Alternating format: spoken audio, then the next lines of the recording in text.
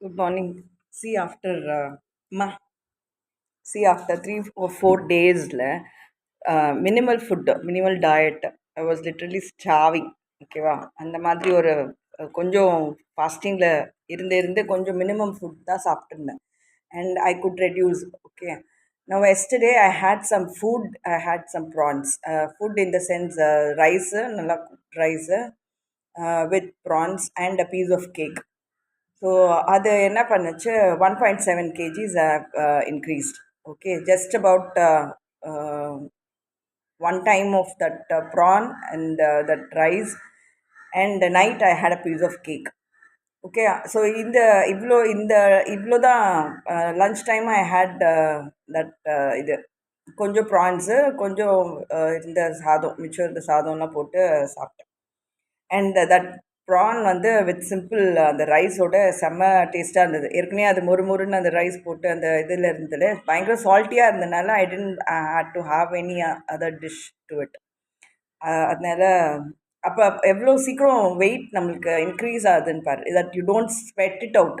When you sweat it out your calories will burn and you will become too அவ்வளோ energy இருக்காது. சில நேரங்களில் நம்மளுக்கு வெயிட் ஜாஸ்தி இருக்க மாதிரி இருக்கும், ஆனால் எனர்ஜி இருக்காது. அதனால you don't have to sweat it out too hard. Okay, see இப்போ மித்து இயர்ஸில் வந்து 10 years ஓல்டு 32-34 kgs இருக்க மாதிரி இருக்கும். ஓகேவா, for she would be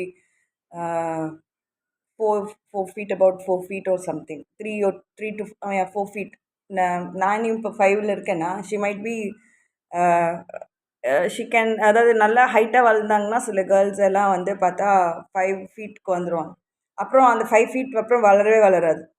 10-14 years 16 years 14 years I think maximum அது அந்த க்ரோத் ஸ்டேஜ். அதுக்குள்ளேயே ஸ்டண்ட் பண்ணாலும் ஸ்டண்ட் பண்ணிடுவாங்க. அப்படி இல்லைன்னா if they are able to grow இல்லை டாலர் அந்த டைம் வந்து இப்போது 10-year-oldக்கு வந்து it might be like 32-34 kgs இருக்கிற மாதிரி இருக்கணும். அந்த அளவுக்கு இருக்கணும். இப்போ அம்மா அப்படின்னும் போது நம்மளுக்கு என்ன ஆகுது, we were so very small, tiny உள்ள வயிற்றுக்குள்ளே இருந்தது.